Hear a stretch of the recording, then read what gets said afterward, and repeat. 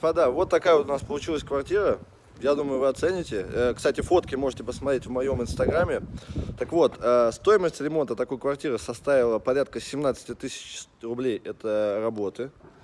Черновой расходный материал здесь составил порядка 6500 рублей.